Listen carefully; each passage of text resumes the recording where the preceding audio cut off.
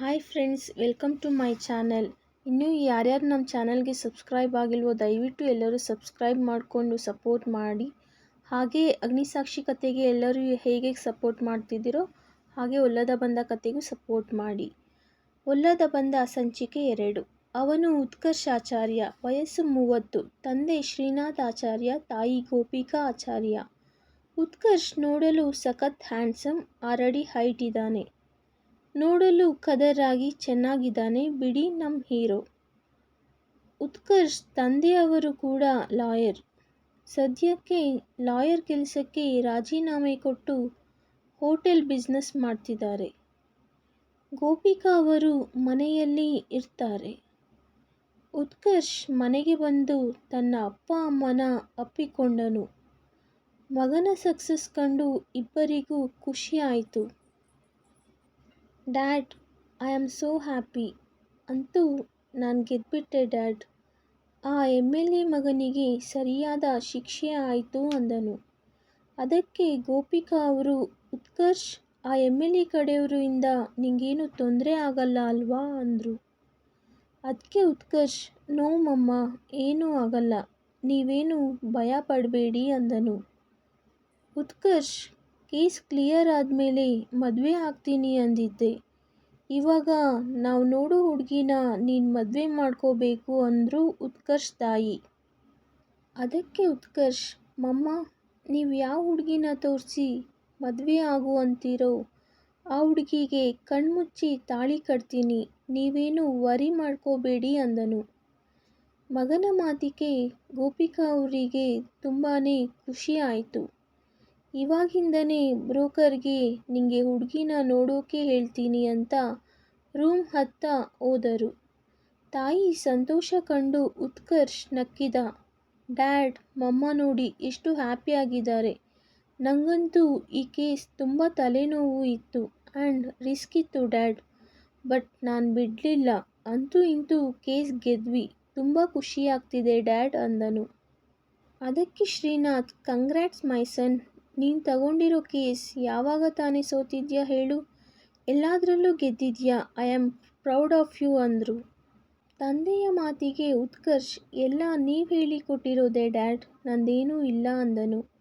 ಗೋಪಿಕಾ ಅವರು ಮಗನ ಫೋಟೋ ಹಾಗೂ ಅವನ ಪೂರ್ತಿ ವಿವರ ಬ್ರೋಕರ್ಗೆ ಕಳಿಸಿದ್ರು. ಈ ಕಡೆ ಜಲಜಾಕ್ಷಿ ಕೂಡ ದಿವ್ಯಾಗೆ ಮದುವೆ ಮಾಡಬೇಕು ಅಂತ ಅವಳ ಪೂರ್ತಿ ವಿವರ ಅವರ ಊರಲ್ಲಿ ಇದ್ದ ಒಬ್ಬ ಬ್ರೋಕರ್ಗೆ ಕೊಟ್ಟಿದ್ರು. ಅವನು ಎಷ್ಟೊಂದು ಸಂಬಂಧ ಕರ್ಕೊಂಡು ಬಂದರೂ ಶ್ರೀಮಂತ ಸಂಬಂಧ ಬೇಕು ಅಂತ ಜಲಜಾಕ್ಷಿ ಕ್ಯಾನ್ಸಲ್ ಮಾಡ್ತಿದ್ಲು. ಉತ್ತರಾಗೆ ಮದುವೆ ಮಾಡಬೇಕು ಮೊದಲು ಅಂತ ಯೋಚನೆನೇ ಅವರಿಗೆ ಬಂದಿಲ್ಲ. ಬರುವ ಜನರ ಹತ್ರ ದಿವ್ಯಾ ಒಬ್ಬಳೆ ಮಗಳು, ಉತ್ತರ ಅನಾಥೆ, ಪಾಪ ನಮ್ಮ ಮನೇಲಿ ಕೆಲಸ ಮಾಡಿಕೊಂಡು ಇರ್ತಾಳೆ, ನಾವೇ ನೋಡ್ಕೋತಿದ್ದೀವಿ ಅಂತ ಸುಳ್ಳು ಹೇಳ್ತಾಳೆ ಜಲಜಾಕ್ಷಿ. ಉತ್ತರಾಗೆ ಅವರ ಮಾತಿನಿಂದ ನೋವು ಆದರೂ ಅವರು ಹೇಳಿದ್ದು ನಿಜ ಅಲ್ವಾ, ನನಗೆ ಅಮ್ಮ ಇಲ್ಲ ಅಪ್ಪನೂ ಇಲ್ಲ, ನಾನು ಅನಾಥೇನೆ ಅಂತ ದಿನ ಅಳುತ್ತಾ ಇದ್ದಾಳೆ ಉತ್ತರ.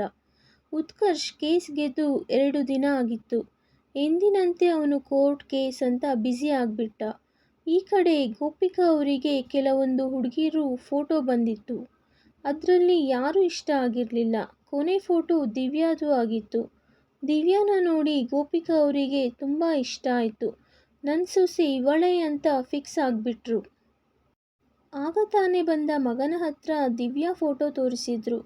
ಉತ್ಕರ್ಷ್ ನಗುತ್ತಾ, ಮಮ್ಮ, ನಾನು ಹೇಳ್ದೆ ಅಲ್ವಾ ಯಾವ ಹುಡುಗಿನ ತೋರಿಸಿದ್ರು ಮದುವೆ ಆಗ್ತೀನಿ ಅಂತ, ನನ್ನ ಯಾಕೆ ಕೇಳ್ತಿದ್ದೀರಾ ಅಂದನು. ಅದಕ್ಕೆ ಗೋಪಿಕಾ, ಇಲ್ಲ ಕಣೋ ಮಗನೇ, ನಿನ್ನೊಪ್ಪಿಗೇನು ಮುಖ್ಯ ಅಲ್ವಾ, ಹೇಳು ಹುಡುಗಿ ಇಷ್ಟ ಆದ್ಲಾ ಅಂತ ಕೇಳಿದ್ರು. ಉತ್ಕರ್ಷ್ ದಿವ್ಯಾನ ನೋಡಿ ಮಮ್ಮ, ಇಷ್ಟ ಆಯಿತು ಅಂತ ಹೇಳಿ ರೂಮಿಗೆ ಹೋದನು. ಮಗನ ಒಪ್ಪಿಗೆ ಕೇಳಿ ತಟ್ಟಂತ ಬ್ರೋಕರ್ಗೆ ಫೋನ್ ಮಾಡಿದ್ರು. ಆ ಬ್ರೋಕರ್ ದಿವ್ಯಾ ಬಗ್ಗೆ ಹಾಗೂ ಜಲಜಾಕ್ಷಿ ಬಗ್ಗೆ ಎಲ್ಲ ಹೇಳಿದ್ರು. ಉತ್ತರ ಬಗ್ಗೆ ಹೇಳಿಲ್ಲ. ಸರಿ, ನಾಳೆನೇ ಹುಡುಗಿನ ನೋಡೋಕೆ ನಾವು ಬರ್ತಿದ್ದೀವಿ. ನನ್ನ ಮಗನ ಫೋಟೋ ಪೂರ್ತಿ ವಿವರ ನಿಮಗೆ ವಾಟ್ಸಪ್ ಮಾಡ್ತೀನಿ. ಅವರಿಗೆ ಒಪ್ಪಿಗೆ ಆದರೆ ನಮಗೆ ತಿಳಿಸಿ, ನಾವು ನಾಳೆಗೆ ಎಲ್ಲ ತಯಾರಿ ಮಾಡ್ಕೋತೀವಿ ಅಂದರು. ಬ್ರೋಕರ್ ನಗುತ್ತಾ ಒಳ್ಳೆ ಶ್ರೀಮಂತ ಸಂಬಂಧ ಸಿಕ್ತು ಅಂತ ಖುಷಿಯಾಗಿ ಒಪ್ಪಿಗೆ ಕೊಟ್ಟ. ಬ್ರೋಕರ್ ಓಡಿ ಹೋದನು ಜಲಜಾಕ್ಷಿಗೆ ವಿಷಯ ತಿಳಿಸಲು. ಜಲಜಾಕ್ಷಿ ಅಂಗಳದಲ್ಲಿ ಅಕ್ಕಿ ಆಯುತ್ತಾ ಕೂತಿದ್ರು. ಬ್ರೋಕರ್ ಓಡಿ ಬಂದದ್ದನ್ನು ಕಂಡು, ಏನಪ್ಪ ಬ್ರೋಕರ್, ಈ ಕಡೆ ಬಂದಿದ್ಯಾ? ದಿವ್ಯಾಗೆ ಯಾವುದಾದ್ರೂ ಶ್ರೀಮಂತ ಸಂಬಂಧ ಬಂತಾ ಹೇಗೆ ಅಂದರು. ಅದಕ್ಕೆ ಬ್ರೋಕರ್ ಉತ್ಕರ್ಷ್ ಫೋಟೋ ತೋರಿಸಿ, ಸಿಟಿಯಲ್ಲಿ ದೊಡ್ಡ ಲಾಯರ್, ಹೆಸರು ಉತ್ಕರ್ಷಾಚಾರ್ಯ, ತುಂಬ ದೊಡ್ಡ ಜನ, ಶ್ರೀಮಂತರು, ನಿಂಗೆ ಒಪ್ಪಿಗೆ ಆದರೆ ನಾಳೆ ದಿವ್ಯಾನ ನೋಡೋಕೆ ಬರ್ತೀವಿ ಅಂದಿದ್ದಾರೆ ಅಂದನು. ಜಲಜಾಕ್ಷಿ ಅವನ ಮಾತು ಕೇಳಿ ಶಾಕ್ ಆದ್ರು. ಏನು, ಇಂಥ ದೊಡ್ಡ ಶ್ರೀಮಂತರು ನಮ್ಮ ಸಂಬಂಧ ಒಪ್ಪಿದಾರಾ? ಒಪ್ಪಿಗೆ ಅಂತ ಕೇಳ್ತೀಯಲ್ಲ, ಒಪ್ಪಿಗೆ ಅಂತ ಹೇಳಿಬಿಡು. ಒಳ್ಳೆ ದುಡ್ಡು ಇರೋರ್ನ ನೋಡಿದ್ಯಾ ಬಿಡು. ಹುಡುಗನೂ ಸೂಪರ್ ಆಗಿ ಅವನೇ, ಅದು ಬೇರೆ ಲಾಯರ್. ನಮ್ಮ ದಿವ್ಯಾ ಇವನ ಮದುವೆ ಆದರೆ ರಾಣಿ ಥರ ಇರ್ತಾಳೆ. ಅಯ್ಯೋ, ಎಂಥ ಸುದ್ದಿ ತಂದ್ಯೋ, ನನಗೆಷ್ಟು ಖುಷಿ ಆಗ್ತಿದೆ ಗೊತ್ತಾ? ಹೌದು, ನೀನು ಆ ಅನಿಷ್ಟ ಉತ್ತರ ಬಗ್ಗೆ ಏನೂ ಹೇಳಿಲ್ಲ ತಾನೇ ಅಂದ್ಲು. ಬ್ರೋಕರ್ ನಗುತ್ತಾ, ಹೇಳಿಲ್ಲ ಜಲಜಾಕ್ಷಿ, ಉತ್ತರ ಒಬ್ಬಳು ಇದ್ದಾಳೆ ಅಂತ ಗೊತ್ತಾಗಲ್ಲ ಬಿಡು, ಬೇಗ ಮದುವೆ ಮಾಡಿ ಮುಗಿಸಿಬಿಡು, ಮತ್ತೆ ಇಂಥ ಸಂಬಂಧ ಸಿಗಲ್ಲ ಅಂದರು. ಜಲಜಾಕ್ಷಿಗೂ ಸರಿ ಅನ್ನಿಸಿ ಆಯಿತು ಅಂದಳು. ಇವರ ಮಾತು ಕೇಳಿಸಿಕೊಂಡ ಉತ್ತರ ಅಳುತ್ತಾ ತೋಟದ ಕಡೆ ಹೋಗಿಬಿಟ್ಲು. ಅವಳಿಗೇನು ಮದುವೆ ಆಗಬೇಕು ಅಂತ ಆಸೆ ಇಲ್ಲ. ತಾನೂ ಕೂಡ ಈ ಮನೆ ಮಗಳೇ ಅಲ್ವಾ, ಆದರೂ ನನ್ನ ದೂರ ಮಾಡಿದ್ದಾರೆ, ಸ್ವಲ್ಪ ಪ್ರೀತಿನೂ ಸಹ ಕೊಡ್ತಿಲ್ಲ ಅಂತ ಅತ್ತಳು ಉತ್ತರ. ಕೆಲಸ ಮುಗಿಸಿಕೊಂಡು ಬಂದ ದಿವ್ಯಾಗೆ ಜಲಜಾಕ್ಷಿ ಎಲ್ಲ ವಿಷಯ ಹೇಳಿದ್ರು. ಅವಳಂತೂ ಉತ್ಕರ್ಷ್ನ ನೋಡಿ ಫಿದಾ ಆಗಿದ್ಲು. ಆಕಾಶದಲ್ಲಿ ಹಾರಾಡ್ತಾ ಇದ್ಲು ಬಿಡಿ. ಅಮ್ಮ, ಎಂಥ ಸುದ್ದಿ ಹೇಳ್ದೆ ಅಮ್ಮ, ಹುಡುಗ ಏನಮ್ಮ ಇಷ್ಟು ಚೆನ್ನಾಗಿದ್ದಾನೆ, ದೊಡ್ಡ ಶ್ರೀಮಂತ ಬೇರೆ, ನನಗಂತೂ ತುಂಬ ಇಷ್ಟ ಆದ. ಅಮ್ಮ, ನಾಳೆ ನನ್ನ ನೋಡೋಕೆ ಬರ್ತಾರೆ, ನಾನು ಬೇರೆ ರೆಡಿ ಆಗಬೇಕು, ಪಾರ್ಲರ್ಗೆಲ್ಲ ಹೋಗಬೇಕು, ಫೇಶಿಯಲ್ ಮಾಡಿಸ್ಬೇಕು ಅಂತ ಓಡಿದ್ಲು ದಿವ್ಯಾ. ಮಗಳ ಖುಷಿ ಕಂಡು ಜಲಜಾಕ್ಷಿ ನಾಳೆಗೆ ತಯಾರಿ ಮಾಡಲು ಉತ್ತರನ ಹುಡುಕಿದ್ರು. ಆಗ ತಾನೇ ಬಂದ ಉತ್ತರಾಗೆ, ಹೇ ಅನಿಷ್ಟ, ನಾಳೆ ದಿವ್ಯಾನ ನೋಡೋಕೆ ಹುಡುಗ ಕಡೆಯವರು ಬರ್ತಿದ್ದಾರೆ, ಅವ್ರ ಮುಂದೆ ನೀನು ಬರಬೇಡ. ನಾಳೆನೇ ಅಲ್ಲ, ದಿವ್ಯಾ ಮದುವೆ ಆಗೋವರೆಗೂ ನೀನು ಮನೆಯಲ್ಲೇ ಒಂದು ಮೂಲೆಯಲ್ಲಿ ಬಿದ್ದಿರಬೇಕು, ಗೊತ್ತಾಯ್ತಾ ಅಂದರು. ಉತ್ತರ ಸರಿ ಚಿಕ್ಕಮ್ಮ ಅಂತ ತಲೆ ಆಡಿಸಿದ್ಲು. ಸರಿ ಸರಿ, ಮನೆಯೆಲ್ಲ ಕ್ಲೀನ್ ಮಾಡು, ತುಂಬ ಕೆಲಸ ಇದೆ, ನೆಲ ಒರೆಸಿ ಧೂಳು ಎಲ್ಲ ಕ್ಲೀನ್ ಮಾಡು, ಮನೆಯೆಲ್ಲ ಪಳ ಪಳ ಅಂತಿರಬೇಕು ಅಂದರು. ಉತ್ತರ ಸರಿ ಅಂತ ಹೇಳಿ ಮನೆ ಕ್ಲೀನ್ ಮಾಡಲು ನಿಂತಳು. ಬ್ರೋಕರ್ ಗೋಪಿಕಾ ಅವರಿಗೆ ಒಪ್ಪಿಗೆ ಅಂತ ತಿಳಿಸಿದರು. ಗೋಪಿಕಾ ಅವರಿಗೆ ಖುಷಿಯಾಯಿತು. ಗಂಡನ ಹತ್ತಿರ ಎಲ್ಲ ವಿಷಯ ಹೇಳಿದ್ರು. ಶ್ರೀನಾಥ್ ಕೂಡ ಒಪ್ಪಿದ್ರು. ಮುಂಜಾನೆ 4 ಗಂಟೆಗೇನೆ ಜಲಜಾಕ್ಷಿ ಉತ್ತರನ ಎಬ್ಬಿಸಿ ಮತ್ತೆ ಕೆಲಸ ಮಾಡಲು ಬಿಟ್ಟರು. ಉತ್ತರ ಎಲ್ಲ ಕೆಲಸ ಮಾಡಿ ಕಾಫಿನೂ ಮಾಡಿ ಇಟ್ಲು. ದಿವ್ಯಾ ಅಂತೂ ಸುಂದರವಾಗಿ ಕಾಣಬೇಕು ಅಂತ ಮೇಕಪ್ ಅವರ ಹತ್ರ ರೆಡಿಯಾಗಿ ಸೀರೆ ಉಡಿಸಿಕೊಂಡು ಒಡವೆ ಹಾಕ್ಕೊಂಡು ಮನೆಗೆ ಬಂದಳು. ರೆಡಿಯಾಗಿ ಬಂದ ಮಗಳನ್ನು ನೋಡಿ ಜಲಜಾಕ್ಷಿ, ಮಗಳೇ, ಎಷ್ಟು ಸುಂದರವಾಗಿ ಕಾಣಿಸ್ತಿದ್ಯಾ ಗೊತ್ತಾ? ಹುಡುಗ ಇವಾಗ ನಿನ್ನ ನೋಡಿದರೆ ಬಿದ್ದೇ ಹೋಗ್ತಾನೆ, ಅಷ್ಟು ಸುಂದರವಾಗಿ ಇದೆಯಾ ದಿವ್ಯಾ ಅಂದರು.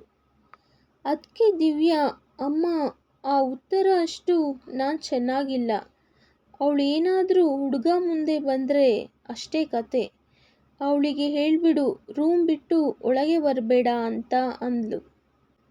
ಅದಕ್ಕೆ ಜಲಜಾಕ್ಷಿ, ಅದೆಲ್ಲ ಆಗಲೇ ನಾನು ಮಾತಾಡಿದ್ದೀನಿ ಕಣೆ, ಅವಳು ಬರಲ್ಲ ನಡಿ ನೀನು ಅಂದರು. ಸುಮಾರು 11 ಗಂಟೆಗೆ ಉತ್ಕರ್ಷ್ ಫ್ಯಾಮಿಲಿ ಜಲಜಾಕ್ಷಿ ಮನೆ ಮುಂದೆ ಬಂದರು. ಮಮ್ಮ, ಇದು ಹಳ್ಳಿನಾ? ಅಷ್ಟೇನೂ ಹಳ್ಳಿ ಅಲ್ಲ, ಪರವಾಗಿಲ್ಲ, ತಕ್ಕ ಮಟ್ಟಿಗೆ ಇದೆ ಅಂದನು. ಜಲಜಾಕ್ಷಿ ಎಲ್ಲರನ್ನೂ ನೋಡಿ, ಹೋ ಬಂದ್ರಾ, ಬನ್ನಿ ಬನ್ನಿ ಅಂತ ಒಳಗೆ ಕರ್ಕೊಂಡು ಹೋದರು. ಉತ್ಕರ್ಷ್ ಅಂತೂ ಸೇಮ್ ಹೀರೋನೇ ಬಿಡಿ, ಅಷ್ಟು ಹ್ಯಾಂಡ್ಸಮ್ ಆಗಿ ಕಾಣಿಸ್ತಿದ್ದ. ಗೋಪಿಕಾ ಅವರು ದೊಡ್ಡ ಬೆಳ್ಳಿ ತಟ್ಟೆಯಲ್ಲಿ ಹೂವು, ಹಣ್ಣುಗಳು, ಅರಿಶಿನ, ಕುಂಕುಮ ಎಲ್ಲ ತಂದಿದ್ರು. ಜಲಜಾಕ್ಷಿಗೆ ಅವರನ್ನು ನೋಡಿನೇ ಗೊತ್ತಾಯಿತು ದೊಡ್ಡ ಶ್ರೀಮಂತರು ಅಂತ. ಬ್ರೋಕರ್ ಮತ್ತೊಮ್ಮೆ ಪರಿಚಯ ಮಾಡಿಸಿದ. ಇವರು ಜಲಜಾಕ್ಷಿ ಅಂತ, ಇದು ಸ್ವಂತ ಮನೆ. ಒಬ್ಬಳೇ ಮಗಳು ದಿವ್ಯಾ, ಚೆನ್ನಾಗಿ ಓದಿ ಕೆಲಸ ಮಾಡ್ತಿದ್ದಾಳೆ. ಆಮೇಲೆ ಇವ್ರದ್ದು ಜಮೀನು, ತೋಟ, ತೆಂಗಿನ ಮರಗಳು, ಹಸುಗಳು ಎಲ್ಲ ಇದ್ದಾವೆ ಅಂತ ಹೇಳಿದ. ಗೋಪಿಕಾ ಅವರು ಹೌದು, ನಿಮ್ಮ ಹಸ್ಬೆಂಡ್ ಇಲ್ವಾ ಅಂತ ಕೇಳಿದ್ರು. ಜಲಜಾಕ್ಷಿ ನಾಟಕದ ಕಣ್ಣೀರು ಹಾಕಿ ಅವರು ಕುಡಿದು ಕುಡಿದು ಹೋಗ್ಬಿಟ್ರು. ಇರೋ ಒಬ್ಬಳು ಮಗಳನ್ನು ಚೆನ್ನಾಗಿ ಓದಿಸಿದ್ದೀನಿ, ಕೆಲಸ ಮಾಡ್ತಾಳೆ. ಇವಾಗ ಅವಳಿಗೆ ಒಂದು ಮದುವೆ ಮಾಡಿ ನೆಲೆ ಮಾಡಿಕೊಟ್ರೆ ನಂಗೆ ಸಾಕು ಅಂದರು. ಇರ್ರಿ, ನನ್ನ ಮಗಳನ್ನು ಕರ್ಕೊಂಡು ಬರ್ತೀನಿ ಅಂತ ಒಳಗೆ ಹೋದರು. ಉತ್ತರನೇ ಕಾಫಿ ಮಾಡಿ ಗ್ಲಾಸ್ಗೆ ಬಿಟ್ಟು ಅಲ್ಲಿಂದ ಹೋಗಿಬಿಟ್ಲು. ದಿವ್ಯಾ ಎಲ್ಲರಿಗೂ ಕಾಫಿ ಕೊಟ್ಲು. ಉತ್ಕರ್ಷ್ಗೆ ದಿವ್ಯಾನ ನೇರವಾಗಿ ನೋಡಿ ಇನ್ನೂ ಇಷ್ಟ ಆದ್ಲು. ದಿವ್ಯಾಗೂ ಉತ್ಕರ್ಷ್ ಇಷ್ಟ ಆದನು. ವಾವ್, ಏನು ಸಖತ್ತಾಗಿದೆ ಕಾಫಿ. ಏನಮ್ಮ ದಿವ್ಯಾ, ನೀನೇನ ಕಾಫಿ ಮಾಡಿದ್ದು ಅಂದರು ಗೋಪಿಕಾ ಅವರು. ದಿವ್ಯಾ ಅದು ಹ್ಞೂ ಆಂಟಿ, ನಾನೇ ಮಾಡಿದ್ದು ಅಂದ್ಲು. ಕಾಫಿನೇ ಇಷ್ಟು ಚೆನ್ನಾಗಿ ಮಾಡ್ತೀಯಾ ಅಂದರೆ ಇನ್ನು ಅಡುಗೆ ಎಷ್ಟು ಚೆನ್ನಾಗಿ ಮಾಡಬಹುದು ಅಂದರು. ದಿವ್ಯಾ ಮನಸ್ಸಲ್ಲಿ ಅಯ್ಯೋ, ನಂಗೆ ಸರಿಯಾಗಿ ಕಾಫಿನೇ ಮಾಡೋಕೆ ಬರಲ್ಲ, ಇನ್ನು ಅಡುಗೆ ಕತೆ ಅಷ್ಟೇ ಅಂದುಕೊಂಡ್ಳು. ಸುಮ್ಮನೆ ಅವರ ಮುಂದೆ ಆಂಟಿ ಮಾಡ್ತೀನಿ ಅಂದ್ಲು. ಬ್ರೋಕರ್ ಮುಂದಿನ ವಿಷಯ ಮಾತಾಡಿ ಅಂದನು. ಗೋಪಿಕಾ ಅವರು ನೋಡಿ ಜಲಜಾಕ್ಷಿ ಅವರೇ, ನನ್ನ ಮಗನಿಗೆ ನಾವು ಬೇಗ ಮದುವೆ ಮಾಡಬೇಕು ಅಂತ ನಮ್ಮ ಜ್ಯೋತಿಷಿಯವರು ಹೇಳಿದ್ದಾರೆ. ಅದಕ್ಕೆ ಮುಂದಿನ ವಾರನೇ ಮದುವೆ ಮಾಡಬೇಕು ಅಂದ್ಕೊಂಡಿದ್ದೀವಿ. ನಿಮಗೇನು ತೊಂದರೆ ಇಲ್ಲ ಅಲ್ವಾ ಅಂದರು. ಜಲಜಾಕ್ಷಿ ಖುಷಿಯಾಗಿ ಇಲ್ಲ ಇಲ್ಲ, ನನಗೇನು ತೊಂದರೆ ಇಲ್ಲ ಅಂದರು. ಸರಿ, ನಾವಿನ್ನು ಬರ್ತೀವಿ ಅಂತ ಎದ್ದು ತಟ್ಟೆಯಲ್ಲಿ ಇದ್ದ ಹೂವು, ಹಣ್ಣು ಎಲ್ಲ ಕೊಟ್ಟರು. ನೀವು ಬೇಗ ತಯಾರಿ ಮಾಡ್ಕೊಳ್ಳಿ, ದುಡ್ಡು ಬಗ್ಗೆ ಏನೂ ಯೋಚನೆ ಮಾಡಬೇಡಿ, ನಾವೇ ಎಲ್ಲ ಹಾಕಿ ಮಾಡ್ಕೋತೀವಿ, ನಾವು ಬರ್ತೀವಿ ಅಂತ ಹೊರಗೆ ಬಂದರು. ದಿವ್ಯಾ ಉತ್ಕರ್ಷ್ನ ನೋಡ್ತಾ ನಿಂತಿದ್ಲು. ಆದರೆ ಅವನು ಮಾತ್ರ ಮೊಬೈಲ್ ನೋಡುತ್ತಾ ನಿಂತಿದ್ದ. ಕೊನೆಗೆ ಎಲ್ಲರಿಗೂ ಬಾಯ್ ಹೇಳಿ ಅಲ್ಲಿಂದ ಹೊರಟರು. ರೂಮಲ್ಲಿ ಉತ್ತರ ಇರಲು ಆಗದೆ ತೋಟದ ಕಡೆ ಹೋಗಿದ್ಲು. ಹಾಗೆಯೇ ತೋಟದ ಕಡೆ ಕಣ್ಣಾಡಿಸಿದ ಉತ್ಕರ್ಷ್ ಆಗ ಉತ್ತರಳ ಉದ್ದ ಜಡೆಯನ್ನು ನೋಡಿ ಉತ್ಕರ್ಷ್ ವಾವ್, ನೈಸ್ ಹೇರ್ ಅಂತ ಮನಸ್ಸಲ್ಲಿ ಅಂದುಕೊಂಡ. ಮುಂದಿನ ಸಂಚಿಕೆಯಲ್ಲಿ ಉತ್ಕರ್ಷ್ ಹಾಗೂ ದಿವ್ಯಾಗೆ ಮದುವೆ ಮಾಡಿ ಮುಗಿಸೋಣವಾ? ಮುಂದೆ ಉತ್ತರ ಕತೆ ಮುಂದುವರಿಯುತ್ತದೆ. ಫ್ರೆಂಡ್ಸ್, ಹೊಸ ಕತೆ ಬರ್ತಿದೆ. ದಯವಿಟ್ಟು ಹೇಗೆ ಬರ್ತಿದೆ ಸ್ಟೋರಿ ಅಂತ ತಿಳಿಸಿ. ಧನ್ಯವಾದಗಳು.